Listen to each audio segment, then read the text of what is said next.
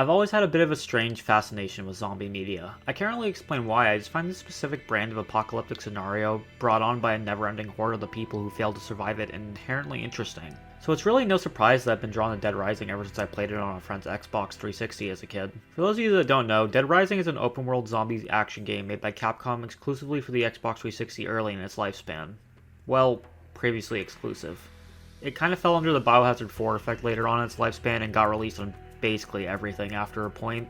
The development history behind this game is really fascinating to read about, but to keep it brief, the game actually started off its development as a sequel to Shadow of Rome, a game Capcom made for the PS2 that did shockingly bad sales-wise. Due to this financial failure, producer Keiji Inafune, who you may know from such exploits as Capcom's bizarre decisions in the early 2010s, Mighty No. 9, and his new line of rip-off Mega Man NFTs called Beastroids, had the team rework the game into a zombie action game. Originally, Capcom wanted the game to be Biohazard adjacent since it was already their big zombie series, but the team decided they wanted the game to be in its own universe in order to take on a more comical tone, as well as to not be restricted by the normal conventions of the series. And thus, Dead Rising was born. Dead Rising is a game I have returned to time and time again over the years, despite having finished it multiple times already. I always end up kind of getting pulled back into it for one reason or another, and it's a game I cared enough about that I figured it'd be a good idea to revisit on this channel just to see how I feel about it after playing it for like the 5th time now. As always, there will be spoilers, so if you had any interest in going in blind on this game, maybe pause the video here and play the game a bit. So with that out of the way, I'm Jay, and let's talk about Dead Rising.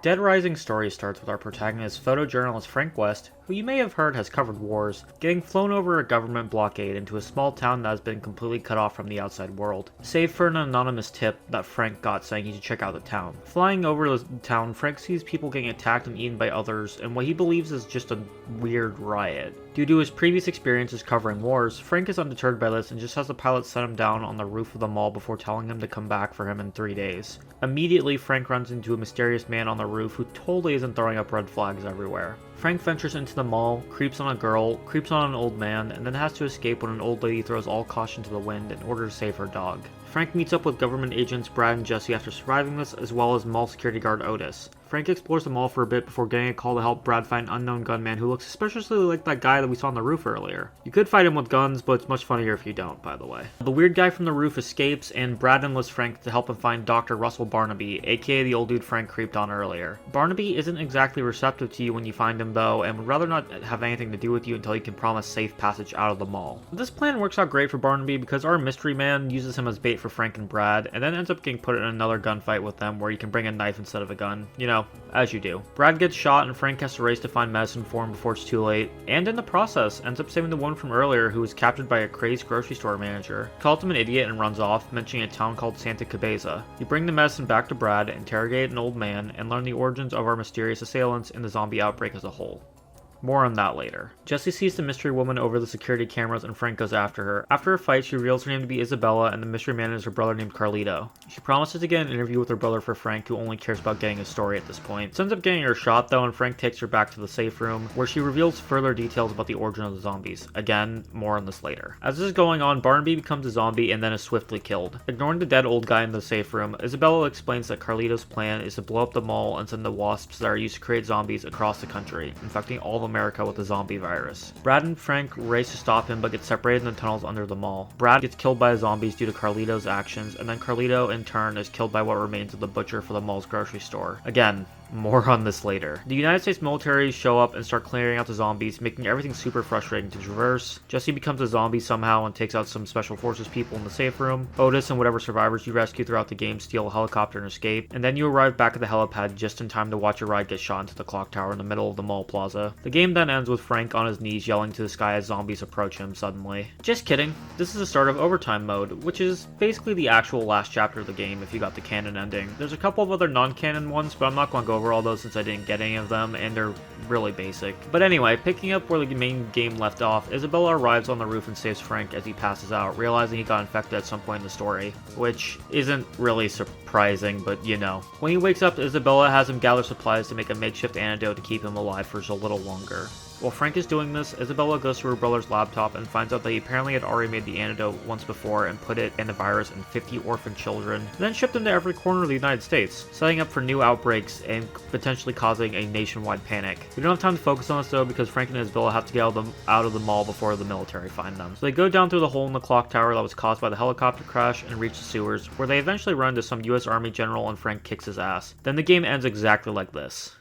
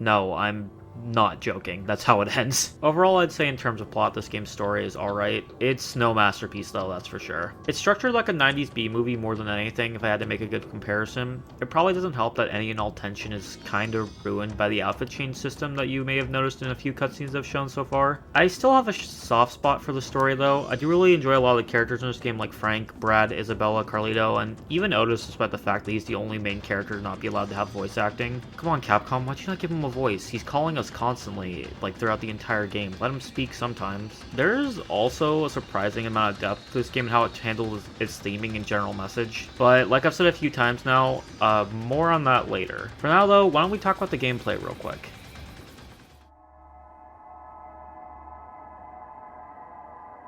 Dead Rising's gameplay systems are pretty straightforward. You pick up weapons and use special moves to hit zombies, and you just keep doing that forever. It's basically a Dynasty Warrior zombie game.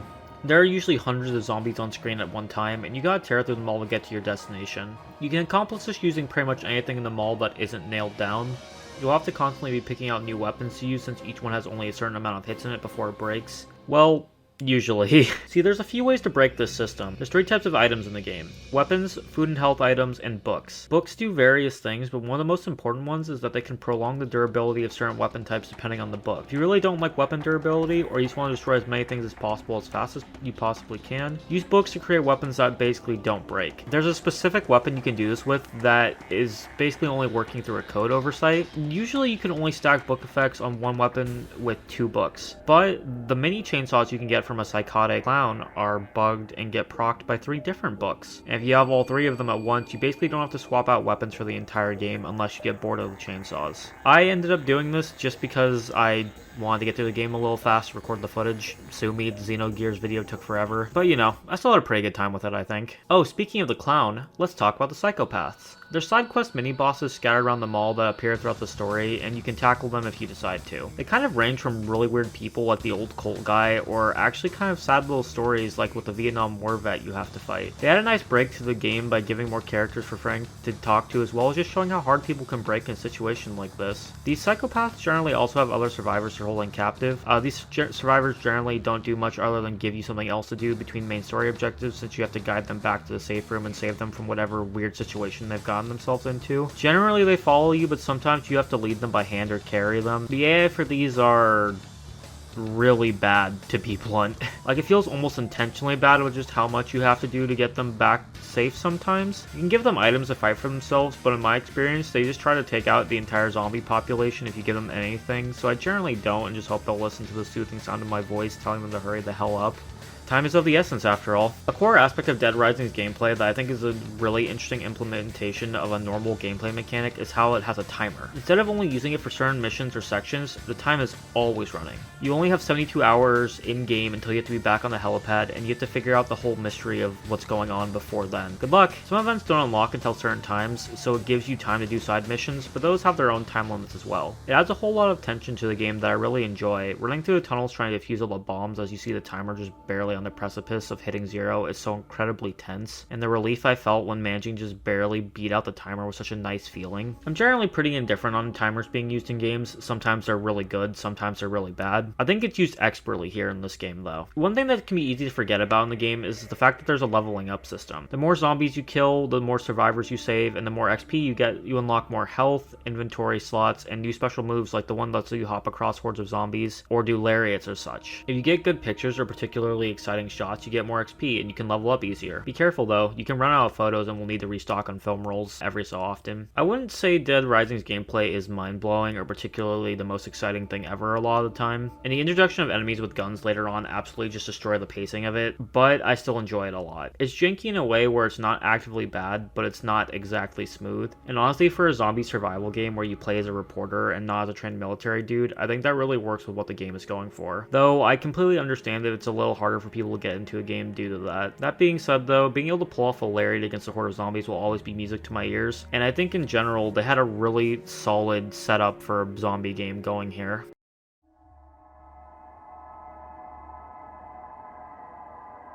Since I mentioned music a little bit ago, I just wanted to say that while playing Dead Rising, I never really thought about the music, and I didn't really think it was super stand out. But as I was writing this review, without even looking anything up, I instantly remembered several themes from the game, like the Paradise Plaza jingle, the Convicts theme in the middle of the park, and Cliff's theme. It's not a ton, but the fact that I remembered anything is more than I expected. I didn't really put a lot of thought into the music in this game before now. It's always just kind of been there whenever I've played the game, but I realized that for the tone this game is setting, that's kind of exactly what it needs to do. The music isn't super memorable, but then again, neither is music for an actual mall. The music's always just been kind of there, and I think that's to its advantage. Especially like something for the Paradise Plaza theme, where it's just a, generic mall song that could honestly be elevator music. That's the kind of music malls play. Or it may not be something that you instantly want to think of or listen to, but it's something you're going to remember is going to get stuck in your ear because it's catchy. Hell, I know it's been stuck in my ear more than I'd like to admit. And I think a lot of the music in this game works this way, where it's not immediately something you're going to want to go out of your way to listen to, but it fits the scene just right and is catchy in just the right way where it'll kind of sneak up on you sometimes and you'll just remember it. The music is definitely memorable in this way. It's just not really anything I'd ever listened to outside the context of the game itself. Not really a knock against it. It's just, it's mostly mall music or stuff specifically for specific encounters, and I feel like outside of those contexts, it's not really something I would personally listen to,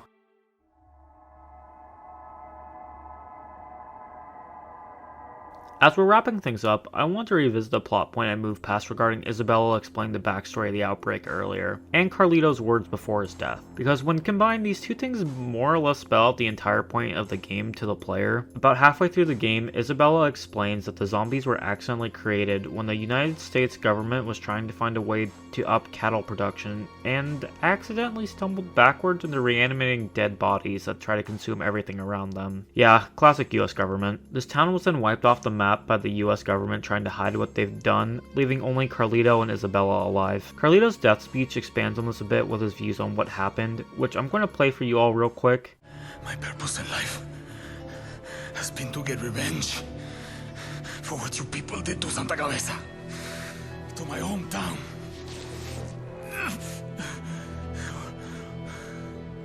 Why? Why was your meat so much more important to you than human life? Why? Why did my people have to die to feed your fat bellies? That doesn't excuse what you've done.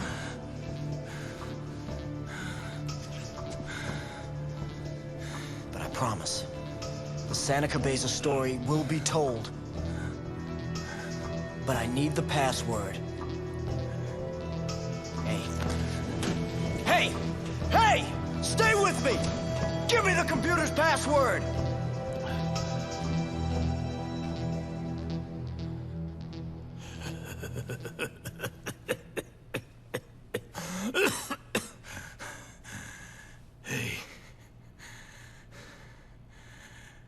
zombies great? I mean, all they do is eat, and eat, and eat, growing in number. Just like you good red, white, and blue Americans.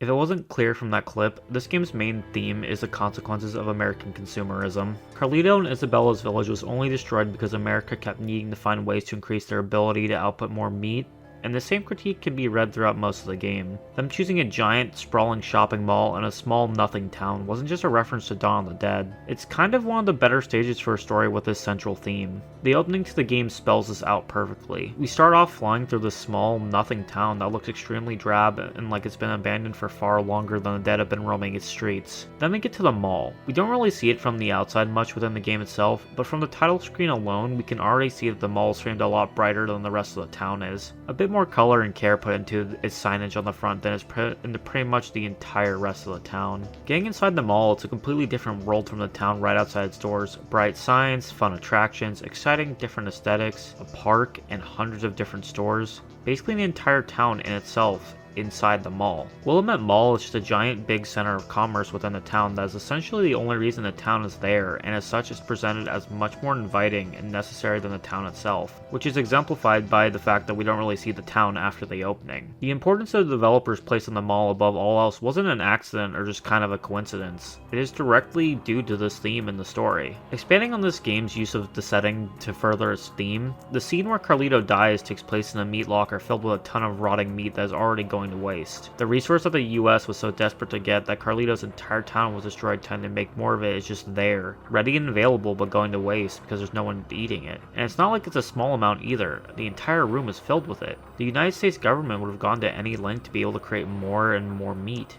despite already having a huge surplus of it. There was no cost too great for them, and the cost ended up being an entire town of innocent people, and then decades later, a whole other town of innocent people met the same fate because survivors of the original greed-driven accident recreated the tragedy for revenge. Reminding you of what Carlito said earlier, all the zombies do is eat and eat and eat, just trying to consume a never-ending amount. In this instance, zombies are almost undoubtedly meant to be representative of American culture. Given Carlito, says as much. Just mindlessly consuming and constantly needing the best, needing better than those around you, just needing more. This, interestingly enough, is also reflected back on the player within the game's own gameplay systems. Not only does the weapon durability system constantly push you to get new, better weapons to kill zombies with, which should be an obvious enough comparison for me not to need to explain, but the game also does this in a more subtle way. The game has a counter in the bottom corner of the screen that you've no doubt noticed throughout this video that keeps track of the total amount of zombies you've killed throughout your playtime. The game doesn't ever tell you to kill more zombies to make the number go up explicitly, but the counter being there at all is generally enough incentive to make people want to rack up as many kills as possible. The human brain tends to like seeing numbers go up, it's in a positive connotation. And in a zombie game, why wouldn't killing more zombies be positive? I feel like seeing every other aspect of this game, this was done intentionally to really drive the theme home to the player if they notice. Where even if you recognize what's being said in the game and agree with the game, you can still fall into the same trapping it's criticizing. It's honestly an ingenious setup in my opinion. They purposely made a system that makes players engage with their theme on a gameplay level, which to me is pretty interesting because you don't normally see that from AAA games that want to say something but don't know quite how to do it within their gameplay as well as their story. Ultimately, I think this interpretation of the game is really fascinating. It's rare that you see most media companies, let alone AAA video game ones, release a game that can be read as having anti-consumerism as the main theme, considering the entire industry runs on consumerism. Especially taking the added tinge of it directly focusing on the American flavor of this while also heavily marketing the game to America. That all being said, this is just my interpretation of what the game puts on the table, so if you disagree, then that's cool. Media is meant to be interpreted in different ways. Just don't strain yourself too much with the mental gymnastics needed to get around how heavy-handed the game is about this theme particularly. I put a little smiley face in the script here. I'm not really sure how to get that across in the video since you can't see my face, so just, take my word for it that I'm smiling like facetiously right now.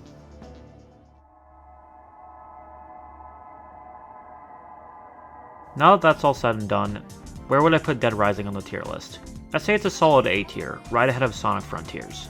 This game feels like one that I shouldn't have this high up, but as I've said, there's just something really endearing about all of its weird idiosyncrasies and how they all just coalesce and become something more than the sum of its parts that I just really like. This may also just be nostalgia talking though, who can say really. I also really appreciate this game's dedication to its theme and how hard it goes on pushing it when it's normally, again, something that you don't really see in a big AAA game, at least not to this level. And I think that dedication to it really helps this game feel earnest in a way a lot of games kind of don't. Like, don't get me wrong, there's a lot of games that do feel very genuine. This one just feels genuine in a way I don't see very often. So, in A tier it goes, right above Sonic Frontiers, as I said. Nothing wrong with Frontiers, I just have a bit more of a personal connection to Dead Rising. You know, I'm not surprised that the first 3 games are all as high up considering the kind of stuff I usually look for in media. And maybe it's a good thing that I'm starting off this strong to just kind of give a good, solid, definition of what my tastes are. But who knows? Things will probably start shaking out a bit differently as the season progresses. And with that, that's all I really have to say about Dead Rising. Thank you for joining me today on this episode of Jay Talks About Games. I'm going to try to continue to upload new episodes of this every other Friday, so stay tuned for that if you like this episode. Beyond that, there's a few more things going up here on Disc 3 for my friends and I, which I'll have links to on screen and in the description down below. Be sure to check those out if you enjoyed this, since everything else we're working on is pretty great as well in my opinion. If you liked the video, feel free to like, comment, and subscribe, since that's the only way for YouTube's algorithm to notice smaller channels, and we're trying to, grow this a little bit, believe it or not. Regardless, I've been Jay, and thank you for listening to me ramble about Frank West and the wars he's covered. See you all next time!